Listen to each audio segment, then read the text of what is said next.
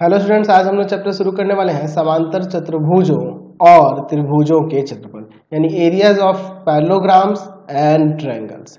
देखिए, चैप्टर के नाम से ही आपको पता चल रहा है कि हम लोग यहाँ पर ज्यामितीय आकृतियों के क्षेत्रफल के बारे में बात करने वाले हैं। तो चलिए पहले क्षेत्रफल को समझ लेते हैं।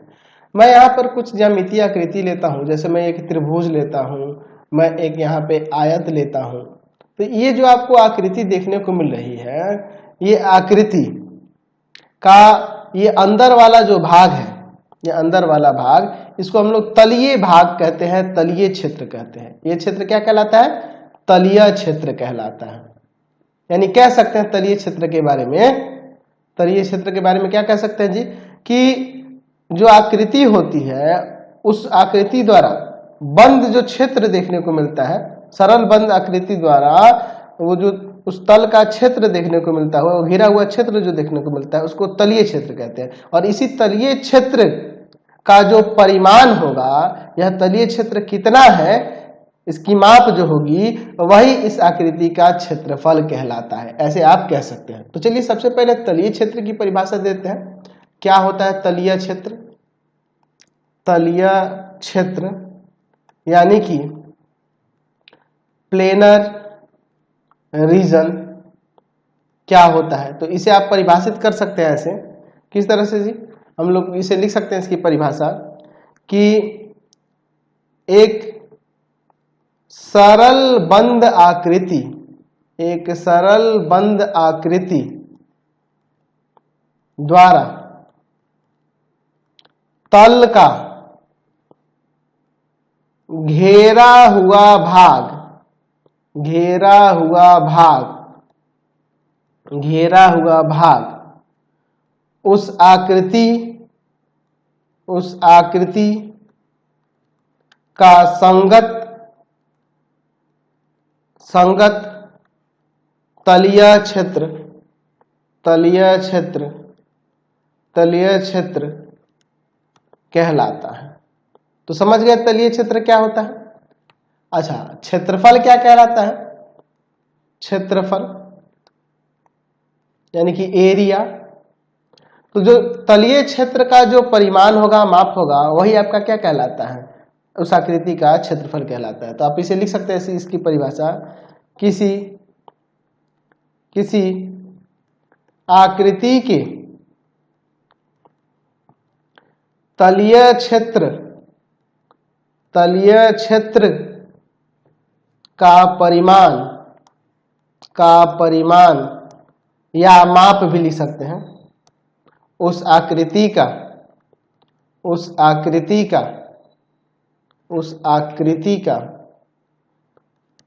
क्षेत्रफल कहलाता है, क्षेत्रफल कहलाता है। यानी कि ये जो तलीय क्षेत्र देख रहे हैं, इसका टोटल यहां से ये इस पूरे का परिमाण जो होगा वही आपका क्या कहलाएगा?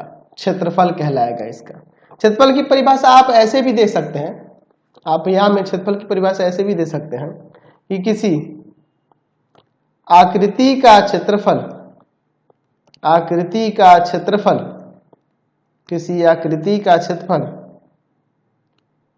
एक संख्या है, एक संख्या जिसका कोई भी मात्रक हो सकता है। यानी कि देखते हैं उस क्षेत्र का क्षेत्रफल मीटर स्क्वायर में, सेंटीमीटर स्क्वायर में, है ना। यहाँ पे लिख देते हैं किसी मात्रक में, किसी मात्रक में एक संख्या है जो उस आकृति द्वारा घेरे गए तल के भाग से जुड़ी होती है, जुड़ी होती है। तो क्षेत्रफल की परिभाषा हम लोग ऐसे भी दे सकते हैं। हम लोग पिछले चैप्टर में सर्वांगसम आकृतियों के बारे में जान चुके हैं, सर्वांगसमता के बारे में पढ़े ना जी, सर्वांगसमता के बारे में कि दो आकृतियां सर्वांगसम कही जाती हैं। कब कही जाती हैं? चाहे वो त्रिभुज हो या कोई भी ज्यामितीय आकृति हो, सर्वांगसम कब कही जाती है जी? तो हम लोग जनरली शुरू में ये देखे थे कि अगर यह आकृति इस पे उठाकर रखी जाती है, इसको पूरी तरह से ढक ले, यह इसको उठाकर रखी जाती है, पूरी तरह से ढक ले। ठीक है। अगर ये दोनों आकृतियां एक दूसरे को पूरी तरह से ढक लेती हैं तो ये दोनों आकृतियां सर्वांगसम कही जाती हैं। ये दोनों आकृतियां जैसे त्रिभुज ए बी सी, यहाँ क्या हो जाएगा, सर्वांगसम हो जाएगा त्रिभुज पी क्यू आर के। क्यों? क्योंकि यह आकृति इसको ढक ले रही है, यह आकृति इसको ढक ले रही है, इसका मतलब ये दोनों सर्वांगसम है। और आगे चल के यही चीज पढ़ेंगे कि अगर सर्वांगसम हो जा रही है आकृति और एक दूसरे को ढक रही है, इसका मतलब कि दोनों का क्षेत्र बराबर हो रहा है, इसके कारण ये इसको ढक ले रहा है, ये इसको ढक रहा है। उस कंडीशन में हम लोग आगे चल के पढ़ेंगे सर्वांगसमता के क्षेत्रफल वाले अभिग्रह से कि इन दोनों का क्षेत्रफल भी बराबर हो जाएगा। क्योंकि अगर सर्वांगसम आकृति हुई तो एक दूसरे को जब ढक लेंगी, इसका मतलब दोनों का क्षेत्र बराबर है। लेकिन क्या आप ये सोच रहे हो कि अगर मान लो क्षेत्रफल बराबर हो तो क्या वो सर्वांगसम हो सकती है? नहीं हो सकती। देख लो, अगर मैं यहाँ पर दो आकृति ले लेता हूं, मैं यहाँ पर एक आयत ले लेता हूं और दूसरा एक वर्ग ले लेता हूं, समझिए इस बात को। मैं यहाँ पर इसका नाम देता हूं ए बी सी डी और इसका नामकरण कर देता हूं पी क्यू आर एस। ठीक है, अब एक काम करते हैं, मान लीजिए हम लोग इसकी एक भुजा 9 और इसकी एक 4 और इसका 6 लेते हैं प्रत्येक भुजा। तो ये आपका वर्ग है, इसका क्षेत्रफल क्या हो जाएगा, 36 सेंटीमीटर स्क्वायर होगा और इसका क्षेत्रफल देखिए क्या है, 36 सेंटीमीटर स्क्वायर होगा। दोनों का क्षेत्रफल बराबर है। एरिया ऑफ यहाँ पे रेक्टेंगल कौन सा है, ए बी सी डी, इसका क्षेत्रफल बराबर है area of square P Q R S. तो क्या ये सर्वांगसम होंगी? ये सर्वांगसम नहीं हो पाएंगी।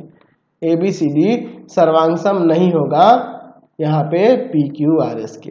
तो यहाँ पे आपको याद रखना होगा, आगे चल के यही हम लोग देखेंगे कि जो सर्वांगसम आकृतियां होती है उनके क्षेत्रफल बराबर होते हैं, क्योंकि वो पुनः एक दूसरे को, जब एक दूसरे को ढक लेंगी तो क्षेत्र बराबर होगा तभी ना एक दूसरे को ढकेंगी। लेकिन अगर क्षेत्रफल बराबर हो तो जरूरी नहीं है कि वो आकृतियां सर्वांगसम हो जाए। इस बात को आपको ध्यान में रखना होगा। चलिए, जब हम लोग क्षेत्रफल की बात करेंगे यहाँ पे इस चैप्टर में तो कुछ ऐसे पद आएंगे जिसको जानना जरूरी है। जैसे मैं यहाँ पे एक त्रिभुज लेता हूँ, त्रिभुज ए बी सी, और इसमें एक पद आ जाएगा, जैसे कह देगा कि त्रिभुज का अभ्यंतर, अभ्यंतर का मतलब अंदर की ओर, त्रिभुज का अभ्यंतर, ये सब बातें आएंगी बीच बीच में, तो इसलिए मैं इनको समझा देता हूं ताकि हम लोग जब यूज करेंगे चैप्टर में तो आपको दिक्कत ना हो।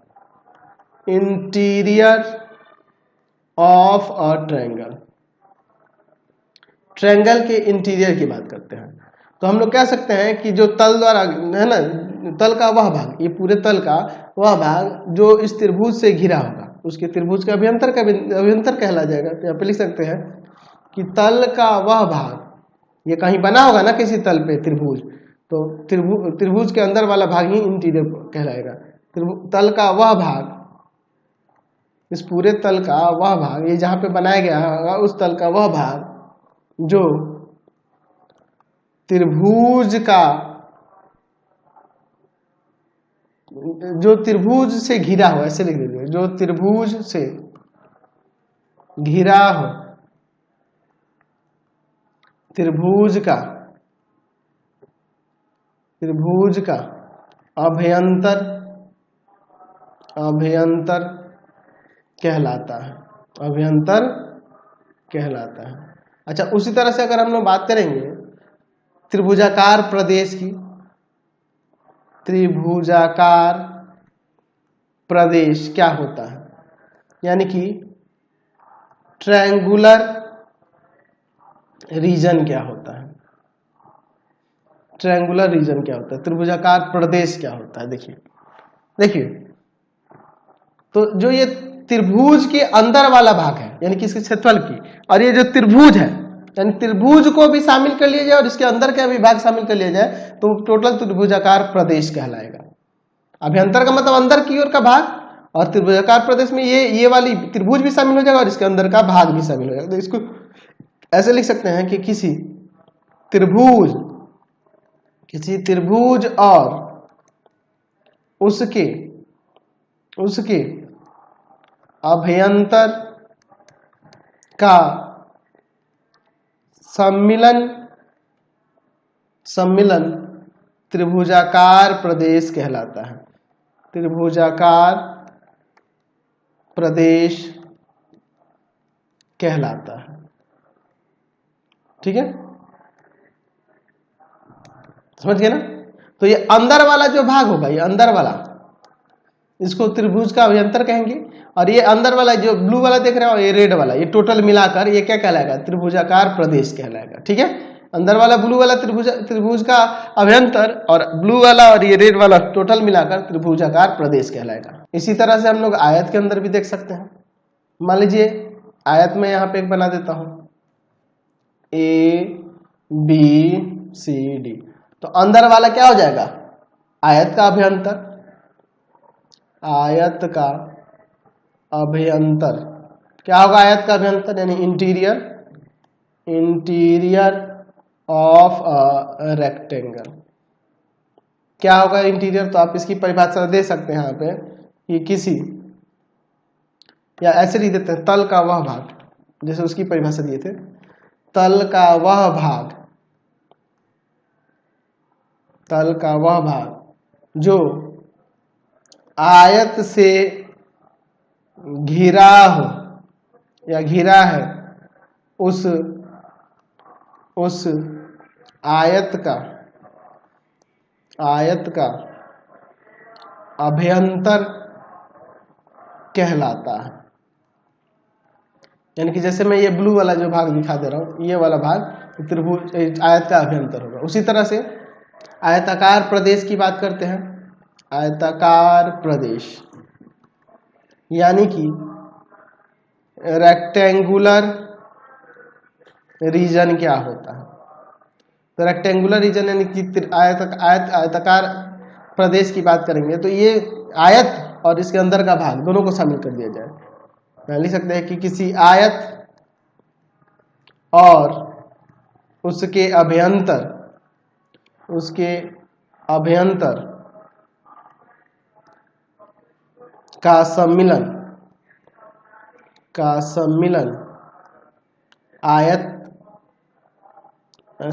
आयताकार प्रदेश कहलाता है।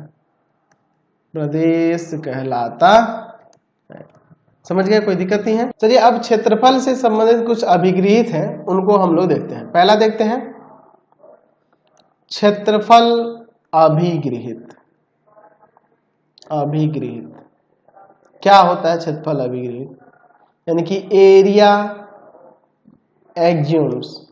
क्या होता है एरिया एक्जियम? चलिए इसको समझ। तो देखिए जो भी क्षेत्र होगा, जो भी आकृति होगी, चाहे वो कोई भी बहुभुज हो, चाहे, है ना जी, इसमें हम लोग बहुभुज के बारे में बात करेंगे, त्रिभुज, चतुर्भुज, यही सब बात करेंगे। तो कोई भी बहुभुज हो उसका सबका क्षेत्रफल होता है ना। लिख सकते हैं कि प्रत्येक बहुभुज का क्षेत्रफल होता है। यदि बहुभुज प्रदेश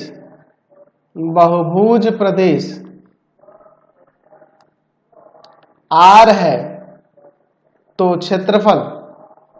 क्षेत्रफल एरिया ऑफ R से सूचित किया जाता है या प्रकट किया जाता है। ठीक है, ऐसे लिख देते हैं। समझ रहे ना बात को? मान लीजिए आपके पास एक वर्ग दिया है, ठीक है, इस वर्ग का नाम ABCD देते हैं और इसकी प्रत्येक भुजा x है। मान लेते हैं कि मीटर में दिया है, ठीक है, x मीटर है। तो अगर हमें एरिया इसका दिखाना होगा, एरिया ऑफ ABCD ऐसे दिखाएंगे। चाहो तो इसमें संकेत दे देंगे कि ये वर्ग है। क्या हो जाएगा? तो भुजा का स्क्वायर यानी कि x स्क्वायर मीटर स्क्वायर या वर्ग मीटर भी लिख सकते हैं। समझ गए? इस तरह से दिखाएंगे। चलिए अगला देखते हैं हम लोग सर्वांगसम क्षेत्रफल अभिगृहित। ये अभी मैंने पहले भी बताया था आपको। क्या है सर्वांगसम क्षेत्रफल अभिगृहित? यानी कि कॉन्ग्रुएंट एरिया एक्जियम। वही है कि अगर मान लीजिए दो आकृति सर्वांगसम है तो उनके क्षेत्रफल बराबर हो जाएंगे। यदि दो आकृति सर्वांगसम है तो उनके क्षेत्रफल बराबर होते हैं। बराबर होते हैं। यानी कहने का मतलब कि अगर मान लीजिए हमारे पास दो ट्रायंगल है, ए बी सी है, सर्वांगसम है दूसरे ट्रायंगल पी क्यू आर के, तो इनका क्षेत्रफल भी बराबर होगा, इनका क्षेत्रफल भी बराबर होगा। ठीक है, अगला देखते हैं हम लोग।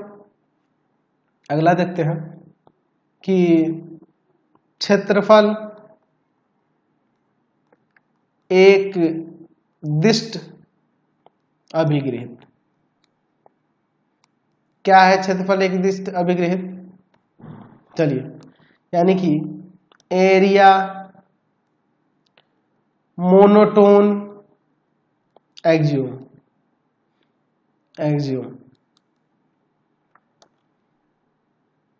चलिए, अगर मान लीजिए आपके पास कोई आकृति है, जैसे मान लीजिए एक यहाँ पर ये हम लोग आयत ही लेते हैं, इसके अंदर कोई त्रिभुज है, या फिर हो सकता है कि कोई दूसरा आयत ही हो, चाहे जो भी हो, ठीक है ना जी। मान लीजिए दूसरा कोई आयत ही हो या कोई त्रिभुज या कोई भी दूसरी आकृति हो, ठीक है। और इस आकृति का नाम अगर मान लीजिए दिया जाता है R2 और इसका नाम R1 दिया जाता है, ये इसमें सन्निहित है। यहाँ पे लिख देते हैं कि यदि R1 और R2 दो बहुभुज प्रदेश हो और R1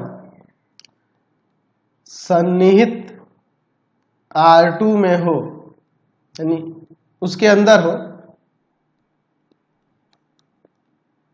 तो एरिया ऑफ R1 जो होगा वह बराबर होगा या लेस देन होगा किससे? R2 के क्षेत्रफल से। हो सकता है कि दोनों का क्षेत्रफल बराबर हो जाए, इसके अंदर हो तो एकदम हो सकता है समान क्षेत्रफल वाले हो, या ये इससे कम हो। बड़ा तो नहीं ना होगा, ये R1 का क्षेत्रफल हमेशा इससे कम होगा, या हो सकता है कि आकृति थोड़ी और बड़ी हो जाए, एकदम दोनों का क्षेत्रफल बराबर हो, तो इसीलिए इसको क्षेत्रफल एक दिष्ट अभिगृहित कहते हैं। ठीक है, चलिए अगला देखते हैं। क्षेत्रफल योग अभिगृहित। ठीक है, यानी कि एरिया एडिशन एक्सियोम। क्या है? मान लीजिए आपके पास दो आकृति कुछ इस तरह से है, मैं यहाँ पे दिखा देता हूं। देखिए, मान लीजिए कोई दो आकृति आपकी इस तरह से है, इस तरह से। एक आकृति है R1 और दूसरी आकृति है R2। ठीक है, समझ रहे ना? और इस पूरे आकृति का नाम है R, इस पूरे का नाम R है, इसमें दो भाग है, R1 और R2 है, इस तरह से। ठीक है, तो हम लोग देखिए इसमें क्या लिखते हैं, या लिख सकते हैं कि यदि कोई आकृति R दो आकृतियों R1 और R2 के मिलने से, देख रहा ना चित्र में, देख रहा ना जी, मिलने से बना हो, जिसके या जिनके सर्वनिष्ठ परिमिति संख्या में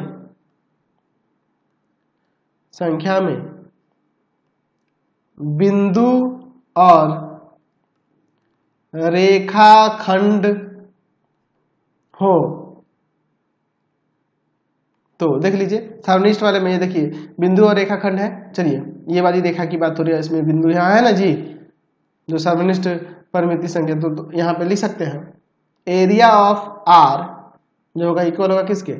एरिया ऑफ R1 और प्लस एरिया ऑफ R2, इन दोनों के आकृतियों के, ये पूरे का क्षेत्रफल इन दोनों के क्षेत्रफल के योग के बराबर हो जाएगा। चलिए एक और अभिगृहित है, उसको भी देख लेते हैं।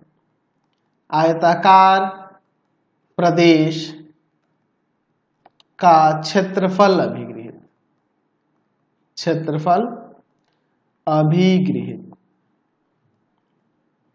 क्या है इसको? यानी कि एरिया ऑफ अ रेक्टेंगुलर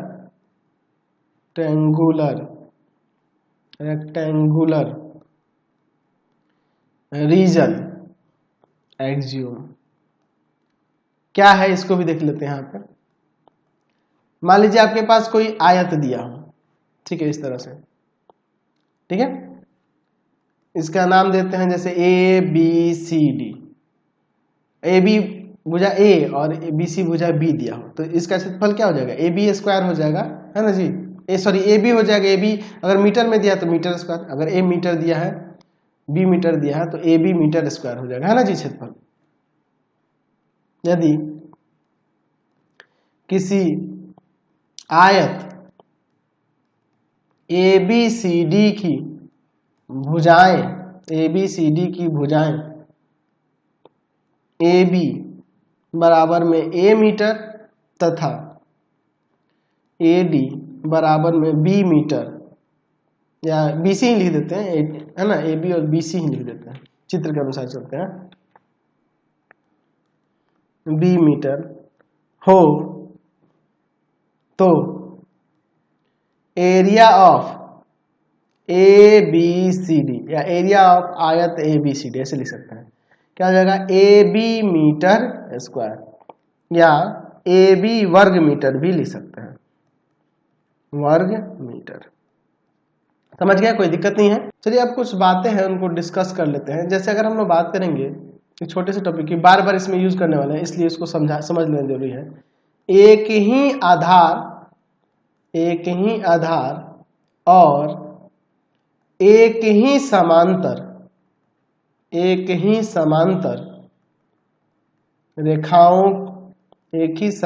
रेखाओं के बीच स्थित समांतर चतुर्भुज एवं त्रिभुज। चलिए इससे रिलेटेड कुछ आकृतियों को देख लेते हैं, ठीक है। यहाँ देखिए मैंने 3 चित्र लिया है, इस देखिए इसमें ये समांतर चतुर्भुज तो हमने नहीं लिया है, ये ए बी सी डी एक चतुर्भुज है, समांतर चतुर्भुज नहीं, ध्यान रखना ये चतुर्भुज है, लेकिन ये त्रिभुज देखिए, इन दोनों का आधार, इस चतुर्भुज ए बी सी डी का और इस त्रिभुज का, दोनों का आधार एक ही है, डीसी आधार हो गया। और समांतर देखिए ए बी समांतर डीसी, एक ही आधार और एक ही समांतर रेखाओं के बीच में है। यहाँ पे देखिए इस त्रिभुज और समांतर चतुर्भुज को, इन दोनों का आधार देखिए यहाँ पे क्यू आर, ठीक है, और एक ही समांतर यहाँ पे पी एस समांतर क्यू आर, देख रहे ना, पी एस समांतर क्यू आर है और दोनों का आधार एक ही है, देख रहे ना। तो हमें आधार पहचान करना, समांतर रेखाओं को पहचान करना यहाँ पे चाहिए था। इन दोनों का, त्रिभुज का, इस समांतर चतुर्भुज का आधार एडी है, देख रहे ना, दोनों का आधार ए सी डी त्रिभुज और ए बी यहाँ क्यू डी, ये जो देख रहे हैं दोनों का आधार क्या है, एक ही है। अच्छा समांतर देखिए एडी समांतर यहाँ बी क्यू है, एडी बी क्यू के समांतर है। तो इस तरीके से हमें पहचान करना होगा एक ही आधार और एक ही समांतर रेखाओं के बीच में, इस तरह से आपको ध्यान रखना होगा कि समांतर चतुर्भुज और त्रिभुज बनेंगे, ठीक है, समझ गए। ऐसे नहीं है, हम लोग एक ही आधार और एक ही समांतर रेखाओं के बीच हम लोग समांतर चतुर्भुजों को भी देखेंगे, आयत को भी देखेंगे, इस तरह से हम लोग बहुत सारी आकृतियों के बारे में देखेंगे। आज की क्लास में इतना ही, नेक्स्ट वीडियो में हम लोग आगे बढ़ेंगे। आपको हमारे 3 चैनलों को सब्सक्राइब कर लेना होगा। पहला है path finder classes Chhapra, path finder classes Chhapra. दूसरा है आपके पास भारती भवन रविकांत सर, और तीसरा चैनल है रविकांत सर आरडी शर्मा